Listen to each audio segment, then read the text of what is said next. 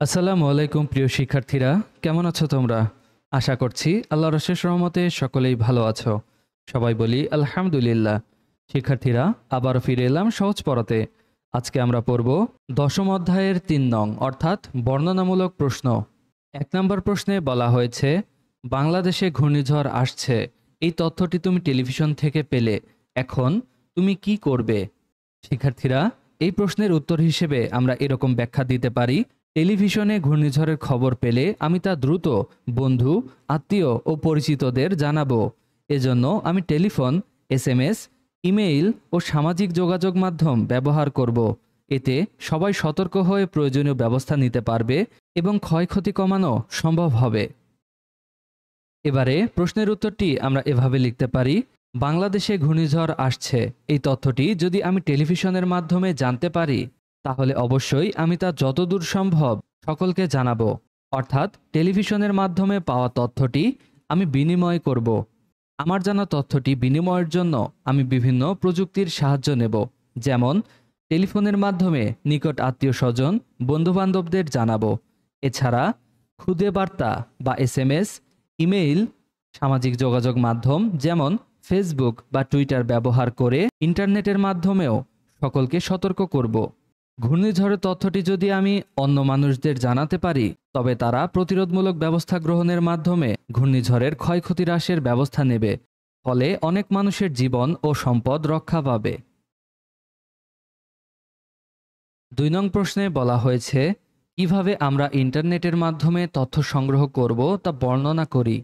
শিক্ষার্থীরা, ইন্টারনেটের মাধ্যমে তথ্য সংগ্রহ করতে আমরা গুগল, ইয়াহু বা পিপিলিকার মতো সার্চ ইঞ্জিন ব্যবহার করি। প্রথমে আমাদের প্রয়োজনীয় বিষয়ের মূল শব্দ সার্চ বারে লিখে সার্চ বা এন্টার বাটন চাপি। এরপর প্রাপ্ত ওয়েবসাইটগুলোর তালিকা থেকে নির্ভরযোগ্য ও উপযুক্ত সাইট নির্বাচন করে সেখান থেকে প্রয়োজনীয় তথ্য সংগ্রহ করি। এবারে প্রশ্নের উত্তরটি আমরা এভাবে লিখতে পারি, ইন্টারনেটের মাধ্যমে তথ্য সংগ্রহ করার জন্য আমরা কিছু মৌলিক ধাপ অনুসরণ করব। প্রথমেই তথ্য অনুসন্ধানকারী বিভিন্ন সার্চ ইঞ্জিন যেমন গুগল, ইয়াহু, পিপিলিকার সাহায্য নেব। তারপর যে বিষয়ের তথ্যটি আমি খুঁজছি তার মূল শব্দ উল্লেখ করে সার্চ বারে লিখে সার্চ লেখাটিতে অথবা এন্টার কিতে চাপ দেব। এরপর সার্চ ইঞ্জিনে আমার খোঁজ করা শব্দ সম্পর্কিত যে ওয়েবসাইটের তালিকা পাওয়া যাবে তা হতে উপযুক্ত সাইট বেছে নিয়ে আমার প্রয়োজনীয় তথ্যটি সংগ্রহ করব। এভাবেই আমরা ইন্টারনেটের মাধ্যমে তথ্য সংগ্রহ করতে পারি। তোমার পাঠ্য বইয়ের প্রতিটি পৃষ্ঠার সহজ সমাধান পেতে আজই ডাউনলোড করো সহজ পড়া অ্যাপসটি। সহজ হোক তোমার পড়ালেখা। ৩ নং প্রশ্নে বলা হয়েছে, কেন তথ্য খুঁজে পেতে, বুঝতে, মূল্যায়ন ও ব্যবহার করতে আমাদের যথাযথ দক্ষতা অর্জন করতে হবে। শিক্ষার্থীরা, তথ্য খোঁজা, বোঝা, মূল্যায়ন ও ব্যবহার করার জন্য আমাদের যথাযথ দক্ষতা অর্জন করা প্রয়োজন।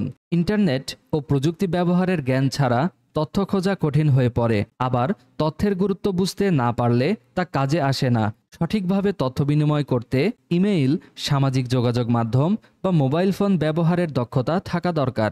তাই তথ্য থেকে বাস্তব সুফল পেতে আমাদের এসব ক্ষেত্রে ভালোভাবে দক্ষ হতে হবে। প্রশ্নের উত্তরটি আমরা এভাবে লিখতে পারি, তথ্য খুঁজে পেতে, বুঝতে, মূল্যায়ন ও ব্যবহার করতে আমাদের যথাযথ দক্ষতা অর্জন করা জরুরি। তথ্য খুঁজতে আমাদের প্রথমেই ইন্টারনেটের ব্যবহার জানতে হবে, কেননা তথ্য সংগ্রহ করতে ইন্টারনেটের নানান বিষয় যেমন সার্চ ইঞ্জিন, সার্চ বার, ওয়েবসাইটে তথ্য নির্বাচন ইত্যাদি বিষয় সম্পর্কে ধারণা থাকা জরুরি। তা না হলে তথ্য সংগ্রহকারী তথ্য সংগ্রহে ব্যর্থ হবে। আবার তথ্য সংগ্রহকারী যদি সঠিক তথ্য ও তথ্যের গুরুত্ব অনুধাবন করতে না পারেন, তবে তথ্য জানার কোনো সুফল পাওয়া যাবে না। জানা তথ্য যদি সকলের নিকট বিনিময় করার প্রয়োজন হয়, তবে তা অবশ্যই বিনিময় করতে হবে। তথ্য বিনিময়ের জন্য বিনিময় মাধ্যম যেমন ইন্টারনেট, ইমেইল, সামাজিক যোগাযোগ মাধ্যম, রেডিও, টেলিভিশন, মোবাইল ফোন ব্যবহার করার জন্য অভিজ্ঞতার প্রয়োজন। যদি তথ্য সংগ্রহকারী তথ্যের গুরুত্ব মূল্যায়ন করতে না পারেন, তবে সে তথ্য ব্যবহার কোনো উপকারে আসবে না। তাই তথ্যের সুফল পেতে আমাদের যথাযথ দক্ষতা অর্জন করতে হবে। ৪ নং প্রশ্নে বলা হয়েছে, তোমার একজন বন্ধু জাপানে থাকে, তুমি তার সাথে তথ্য বিনিময় করতে চাও। কোন কোন উপায়ে তুমি তার সাথে তথ্য বিনিময় করতে পারো? এর জন্য তোমার কি কি প্রযুক্তির দরকার হবে? শিক্ষার্থীরা, এই প্রশ্নের উত্তর হিসেবে আমরা ব্যাখ্যাটি এভাবে দিতে পারি। আমি জাপানে থাকা বন্ধুর সাথে ইমেইল, মেসেজ, ভিডিও কল বা সামাজিক যোগাযোগ মাধ্যমে তথ্য বিনিময় করতে পারি। এজন্য আমার ইন্টারনেট সংযুক্ত একটি স্মার্টফোন বা কম্পিউটার, চ্যাটিং অ্যাপ এবং প্রয়োজন হলে মাইক্রোফোন ও ক্যামেরার প্রয়োজন হবে। এবারে প্রশ্নের উত্তরটি আমরা এভাবে লিখতে পারি।